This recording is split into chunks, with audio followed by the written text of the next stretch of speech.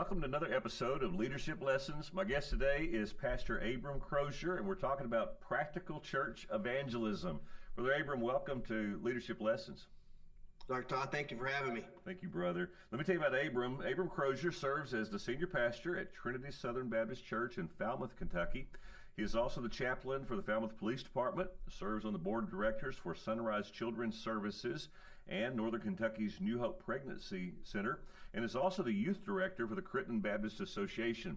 Abram is married to Becky, and they have 3 children, Isaiah, Micah, and Graham. So, Abram, let's jump right into these questions. Tell us about your calling into ministry and how it led you to where you are right now.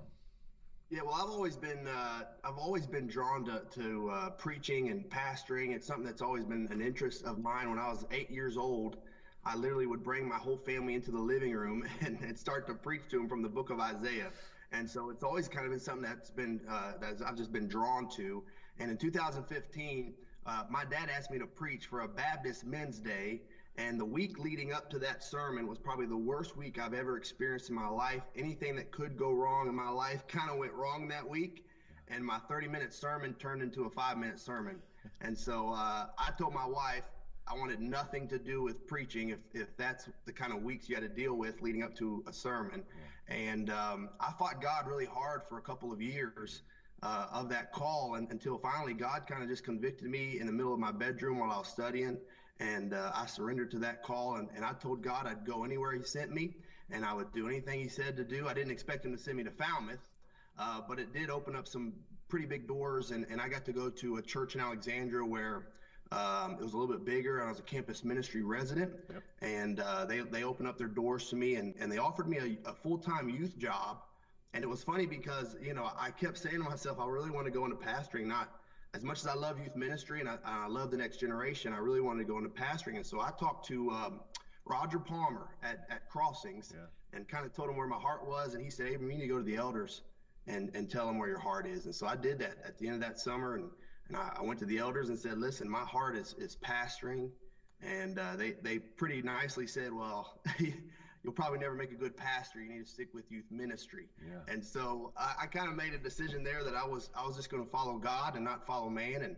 And so I put in my 2 weeks notice, and within 10 minutes, I got a phone call from another church saying, hey, will you come and fill in for me in the next couple of weeks? And so between those 3 months periods between churches, I was at a different church preaching at different churches every Sunday. And I felt like it was God confirming that I kind of made the right decision in following his call. And at the end of that year, 2018, Trinity called me. They said, we just let our pastor go, and we need you to fill in for the month of December so that we can decide if we're going to close the doors or try to find somebody stupid enough to come on as the pastor.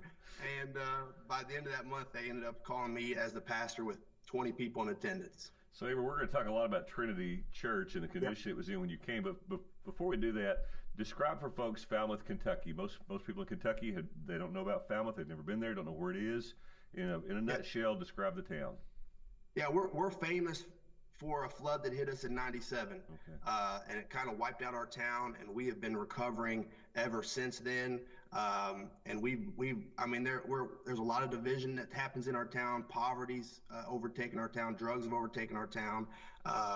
They just impeached the mayor back in January. Yeah. So we have a lot of struggle in this community, this small community of about 2,000 people that's in Falmouth, about 14,000 and some change in Pendleton. Okay. So when you came to Trinity in 2019, the church had about 24 people, and now you hold 2 services with about 300 people in attendance. How do you describe what happened there? Well, God is the best thing. God is the best answer. God has really been moving in our church in a big way. And again, I think part of it was they were at such a low position that they had no other option. Mm-hmm. And so I kind of came in here, I felt like it was a blank canvas. And we've just been really sticking with the Word of God, trying to make some changes. And really it's just changing the mindset of the people of the church to say, you know what, we don't need to be focused on ourselves. We need to start focusing on those outside our church. One of the things I've noticed that's unique about your ministry is that you're 35 years old and you preach every Sunday in a suit and tie. And you've raised up other young leaders who, your greeters are dressed sharply. You sing from the hymnal or use old hymns. Tell us about that. That feels a little countercultural for your age generation, especially. Why those choices, Abram? Well, it isn't though in our community. We're in a country community. We're in a small town community, and I think some of the older generation respects the reverence. I think that it comes with dressing up on Sunday mornings. But I also, I asked a business guy once, because I'm young. And so I said, man, how do I get these adults to listen to me and respect me when I sit there and stand up in front of them? Mm-hmm. And he said, Aiden, be the best dressed in the room, and they'll pay attention to you. Mm-hmm. And so we've kind of taken that to heart. And I've never forced. Here's what's even crazier. I've never forced anybody to dress up in the church. Mm-hmm. I just do it every Sunday, and then all these young guys they'll just show up and they're dressing up a little bit nicer, and it's just become part of our culture. When you look at your congregation, from the 24 that were there 5 years ago to the 300 that you're looking at on Sunday mornings now, what does the congregation look like, age-wise, background? Who's attending church at Trinity Baptist? So we're pretty multi-generational. We have them from old to young, and something that we do that is unique at Trinity. I know it's unique at Trinity is we don't do children's church, and so our kids participate in our service. I grew up in church, in the big church, and so I think that for me, when those parents start raising those kids in the church, we're seeing some amazing stories of kids who are leading their parents to the altar at the end of every service, and they're learning the hymns and the songs, and they're singing it, and they're participating, and they take up the offering with us. And I always feel like if they can sit through school all day long, they can sit through an hour of church. Abram, you've led the church in a lot of different ways to promote or accommodate what God was doing through growth, or even try and stimulate some of that growth. One thing is, I know you've remodeled the sanctuary recently. Tell us about some of those decisions that you made, how you made those. Why did you make some of the choices that you've made?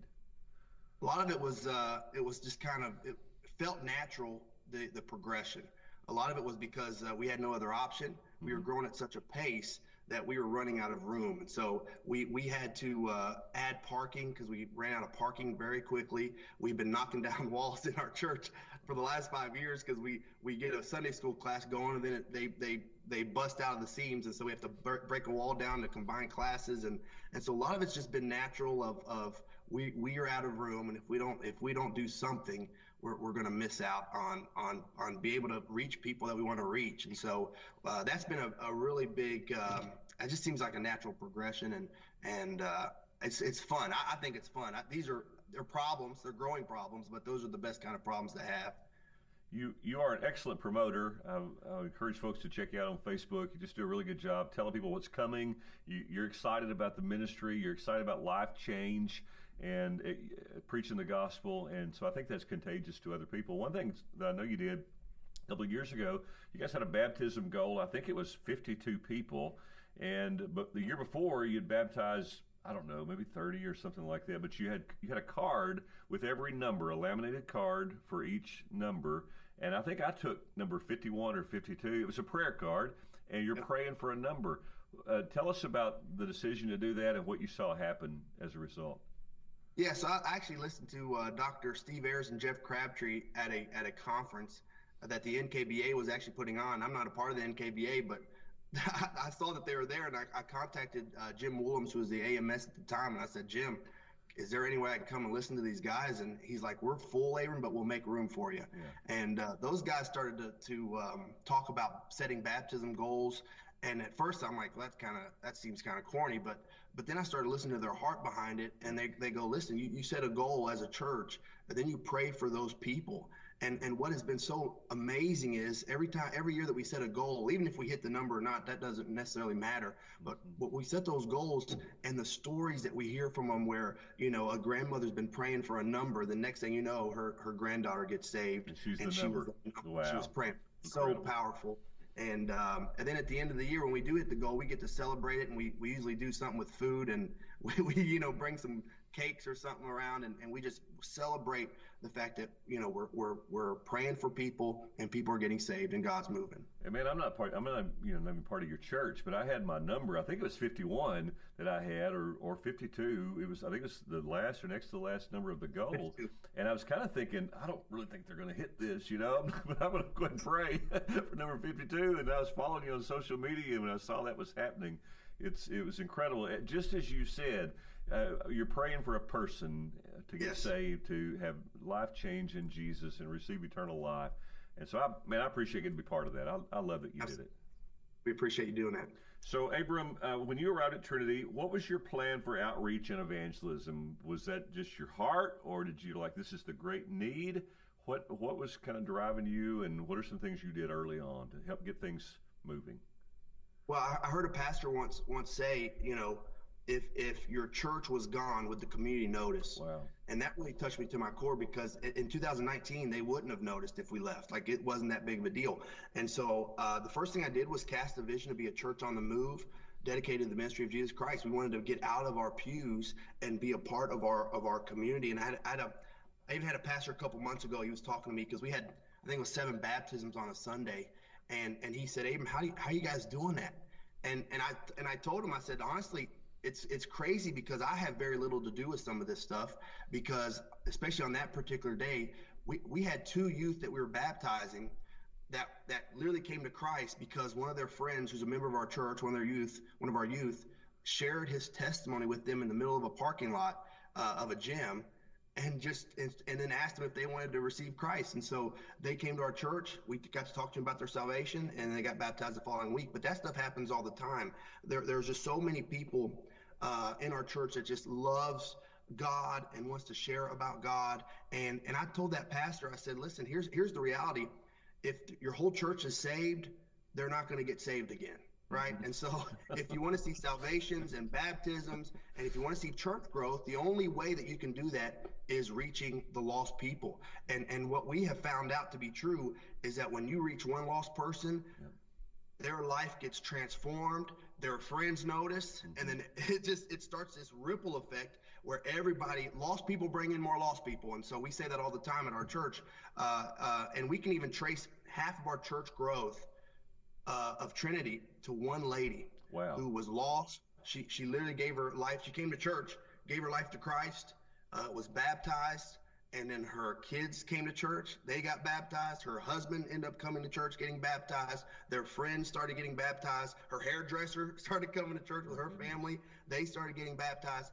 And so we see this ripple effect really with lost people. And so the plan for outreach and evangelism has always been really simple. We wanted to be a church that met the needs of our community, and we wanted to be able to share the gospel in a very clear way so people can understand. And for us, it starts in our parking lot and in our church and on Sunday mornings, and we're going to encourage them. We talk about evangelism in our sermons. We celebrate evangelism. We schedule evangelism. We budget for evangelism.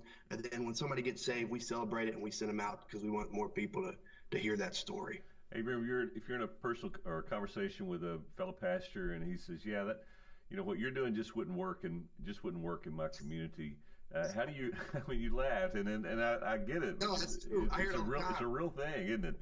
Yeah. So how do you respond if it's like, yeah, I'm glad that's happening there, but it just wouldn't work where I am? Well, I'm not smart enough to come up with anything like crazy outrageous. You know, it's not like I've come up with this thing that's because I used to always hear people talk about how, you know, back in the day, everybody used to go to church, and I always push back on that a little bit because I go, but the reason that they did that was because the church was involved in the community. You know, you look at these homeless shelters, they're all Saint whatever, or the hospitals are Saint Elizabeth, and it goes like the church used to be really involved, and we used to be out in the community, and we used to be a staple in the community, and we can do that again, but we cannot do it being inside our 4 walls. And so we got to get outside in order to be present, to meet needs of the community. And for us as a church, again, we have to budget for it. Like, we have to it has to be part of our conversation. Are we putting money towards our community? Are we putting money towards our lost people? And for Trinity, And we made a lot of sacrifices doing that, right? Salaries are we don't have the greatest salaries probably out of all the churches, but for me it's worth it because we're reaching people that need to be reached. So there's really only two kinds of church evangelism: come and see or go and tell. And come and see, you're describing the atmosphere that you're creating, from the parking lot to the pew. And so what are a couple of things that you're doing? And then we'll talk about the go and tell part, because you're doing that too. You're not doing one or the other. You're doing both. Tell us about the experience of coming to Trinity from the parking lot to the pew. The first time guest shows up, and even before they get there, somebody's probably invited them. What's happening? What are you doing intentionally to try and create an atmosphere where it's easy for folks to hear the gospel and respond? Well, I think first of all, social media is a huge asset to any church or Christian. It's right there for us. It's completely free, and we can engage with tons of people through social media. And so we do a lot on social media, a lot of fun videos just to get people's attention. But again, part of it is I had a pastor who was in between churches visit our church. As we call them secret shoppers, but he came and visited the church as a first-time guest, never been there before. And I told him I want him to be completely honest, critique everything from a visitor's perspective, critique everything. And it was Doug Miller, and he came in. Okay. Everything he just went through and he did it in a nice way, but he said, I don't know where the restrooms were. We didn't have enough parking over here. We didn't, the seats were uncomfortable or nasty. He had all these notes, and boy, I took that to the church and I said, we need to get new parking. We need to get signage up. And we literally went crazy trying to make sure that we met those little things that we take for granted every Sunday. We know what the restroom is, and we know what door to enter into, but for lost people, they don't. And so, and I'll even say this next generation is so anxious about everything. The anxiety is so high. And so it's nerve-wracking. Even when I do revivals, because I preach at a lot of different churches for revivals, I get kind of nervous. I go, what door do I enter in? Where am I supposed to sit? I don't want to sit in anybody's seat. And so we try to eliminate that as much as we can. We have great signage. We have people that are waiting by the doors that you're supposed to enter into, and they're ready to tell you where you need to go. And I think that is super important.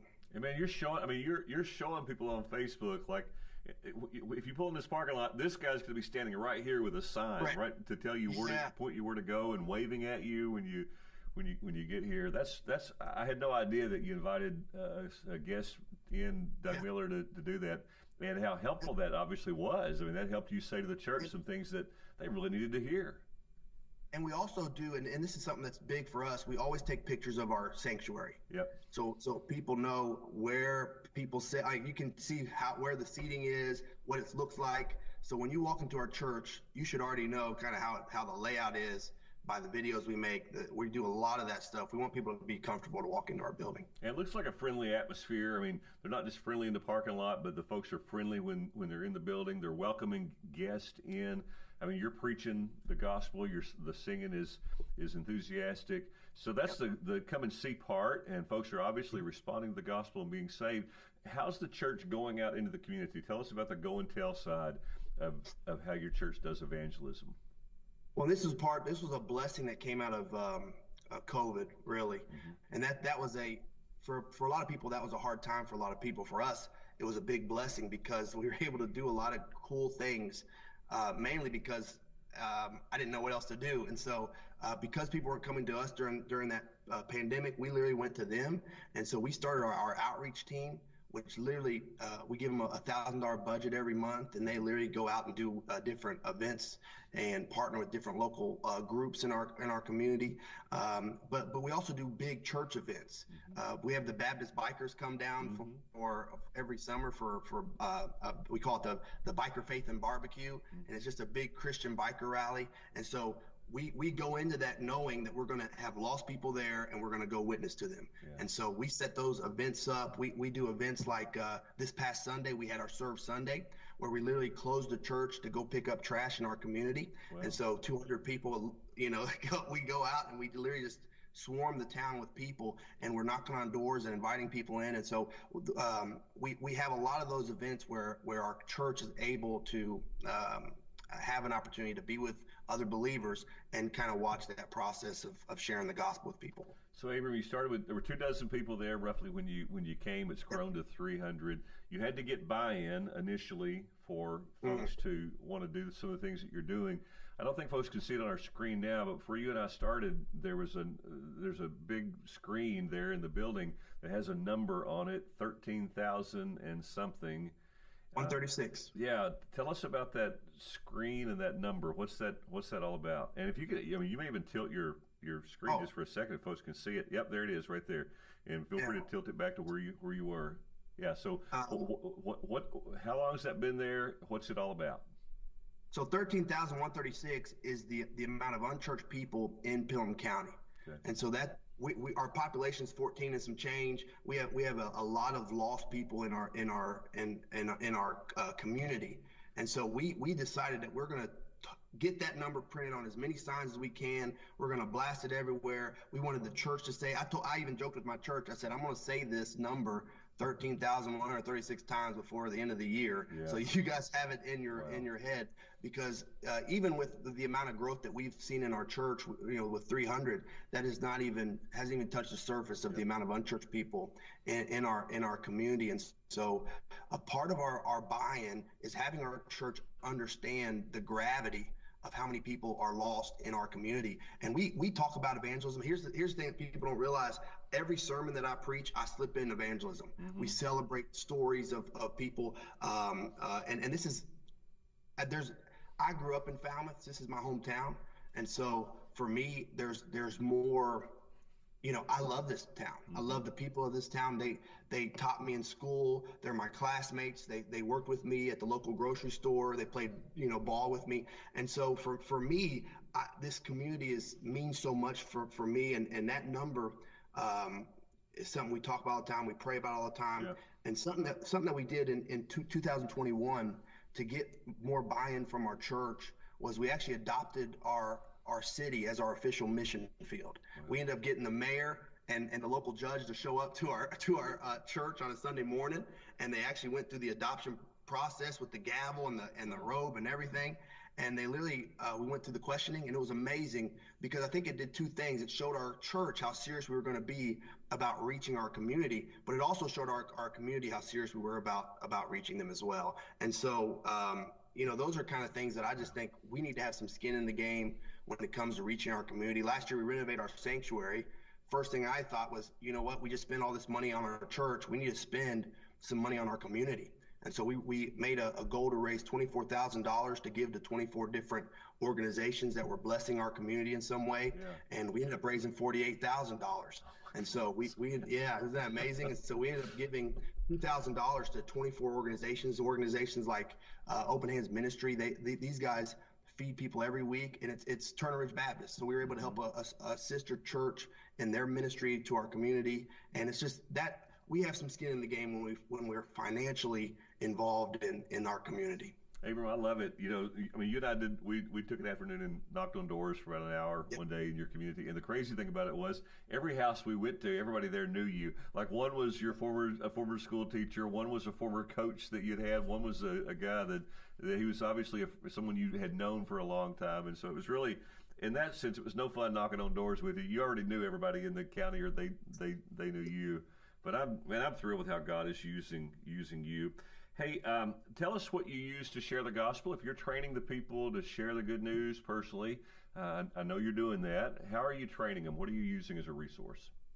Well, we really like. There's a couple good resources. One of my favorite one is probably going to be 3 Circles. 3 Circles is a really a great app to use. You can get on your cell phone. The Life on Mission app has 3 Circles, has the best news on it. Those are really easy ones. We also encourage just your personal testimony is such a useful tool. It's in your back pocket at all times. Nobody can argue with it.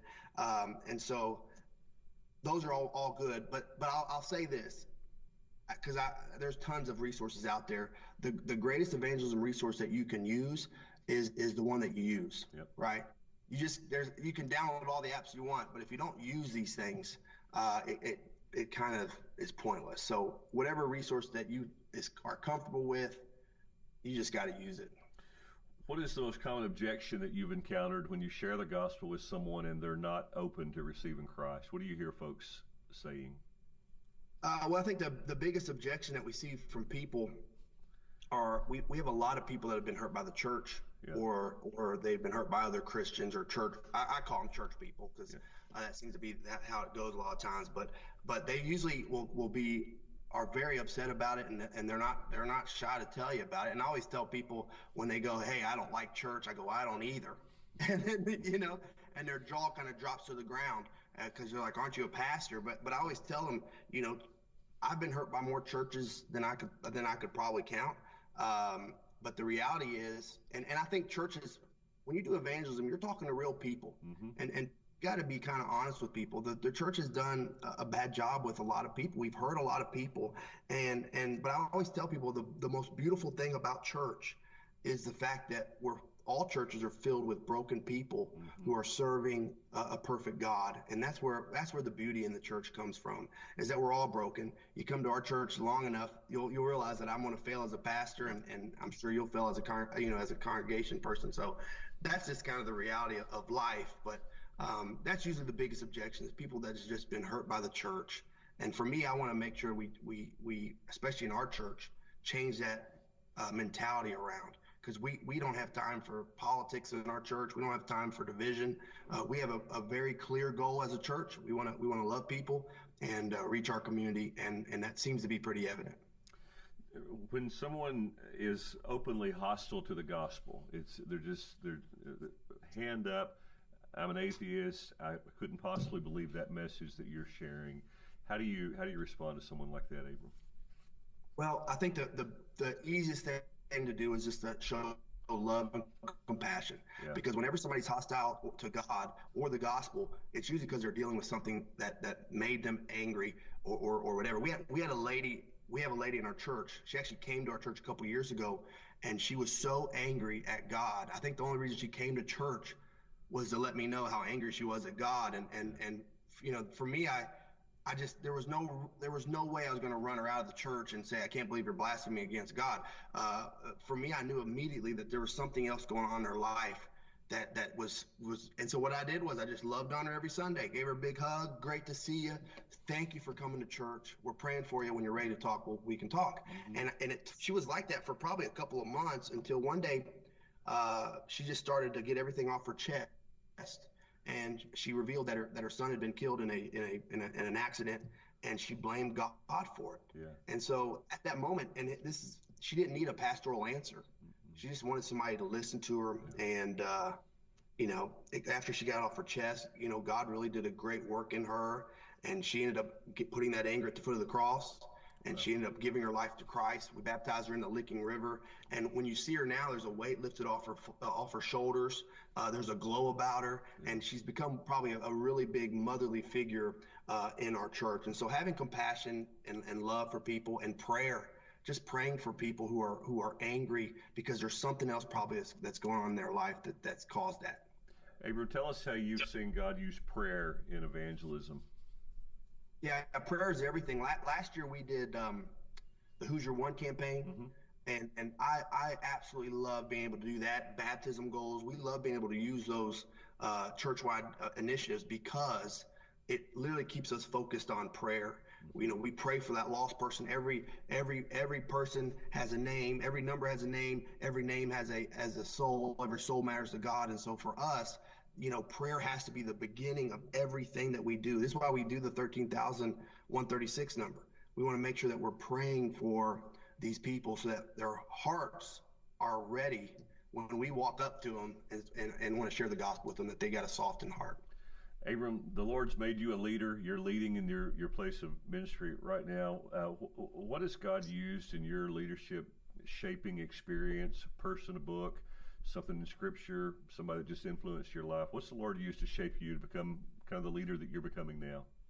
Well, I have a bunch, but when I first got into ministry, again, the NKBA had that event with Dr. Steve Ayers and Jeff Crabtree.